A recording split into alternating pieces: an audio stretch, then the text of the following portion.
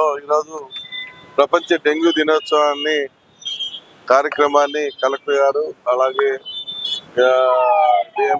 DMP గారు అందరూ అధికారుల సమక్షంలో నిర్వహించాం. ఈ కార్యక్రమం ద్వారా ప్రజలకు అవగాహన కల్పించాలన్నదే మా ప్రభుత్వం యొక్క ధ్యేయం కూడా. ఎందుకంటే ఈ దోమకాటు వల్ల డెంగ్యూ వ్యాధి వచ్చి ఎన్ని రకాలుగా ఇబ్బందులు పడ్డారో, ఎన్ని రకాలుగా ప్రజలు కష్టాలు పడ్డారో గతంలో అనేక సందర్భాల్లో చూసాం.